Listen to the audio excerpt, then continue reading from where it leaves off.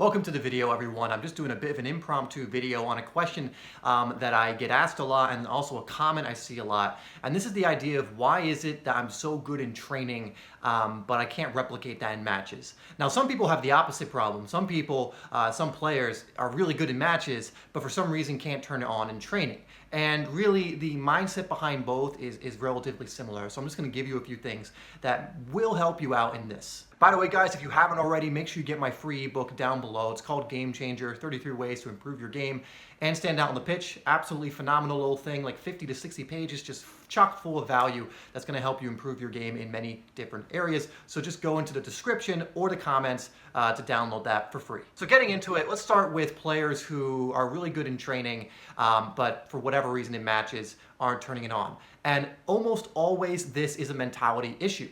Now, why is it in practice that players will be better and they won't be as good in matches? Because in training, you know it's not as serious. You have less pressure on you, and you probably know that if you make a mistake or two, it's going to be okay. Now, you're not trying to make mistakes, but you might be a little more expressive. You might do more of what you know you can do because you ultimately understand that it's training. If you make a mistake or two, if you do, something that's a little more ambitious and it comes off, it's okay because in a match, you can't be losing the ball all the time. You can't do all this different stuff. It's pressure. You might get yelled at if you lose the ball or whatever else it is.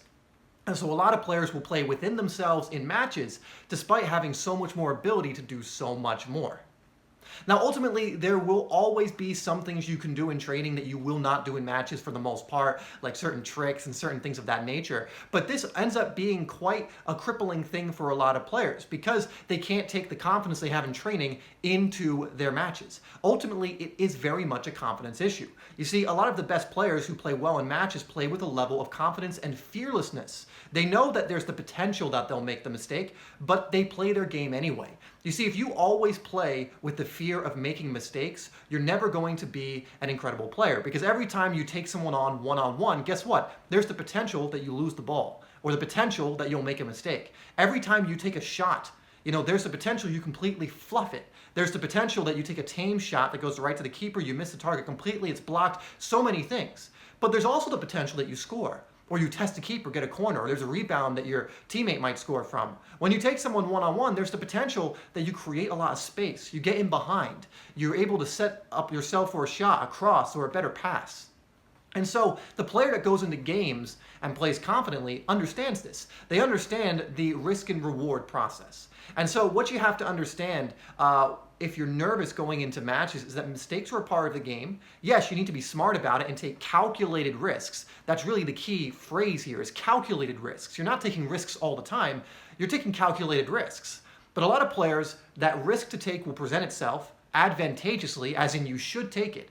Like say you're a winger and you have a person isolated one-on-one, and if you're able to beat them, there's a good chance you can get a good cross in and potentially score. Sometimes they won't take that because they don't have the confidence to do so, where in training they wouldn't even think twice. So ultimately, with the problem of being good in training and not so good in matches is a pressure issue, a confidence issue. You need to get used to being able to thrive under the pressure or completely not be bothered by it.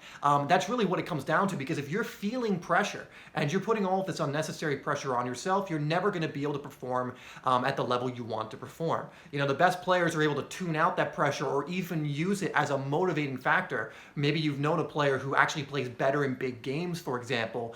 That's why. It's because they thrive on that pressure. They thrive on that pressure, or they're able to tune it out. And that's one of the most important things you can do when going into matches. You need to learn how to keep your confidence high before the match, throughout the match, because a lot of times, again, notice the difference in your confidence when you're training versus when you're in matches. If your issue is you play well in matches or in training, but not so well in matches. It almost always is a confidence thing, confident in the training, not so confident in the matches. One thing you can do if you want to really get a grip on this is get into my program, Complete Soccer Confidence. I'll even give you a discount for being on this video.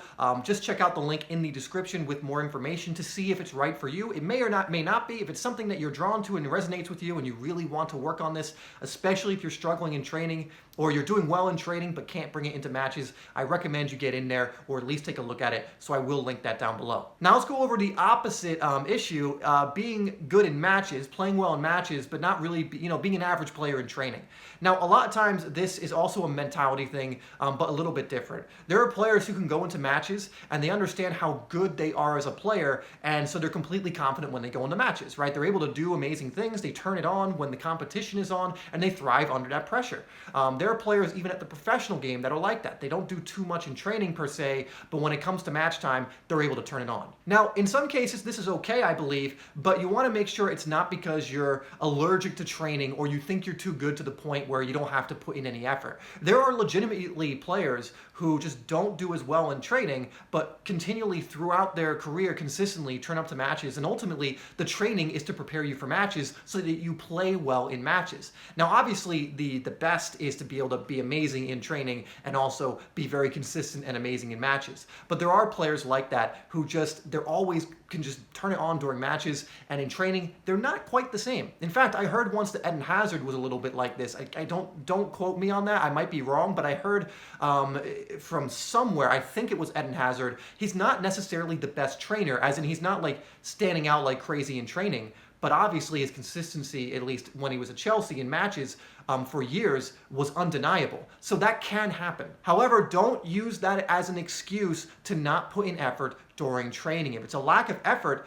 then it is eventually going to catch up to you. For example, you might be playing in matches and just be doing very well because you're a big fish in a small pond, meaning the competition isn't that great, and then when you step up levels, you're going to struggle. Really, training is the tool to help you perform better in matches, to help you get better and better as a player. And so what you want to really do is look at it that way.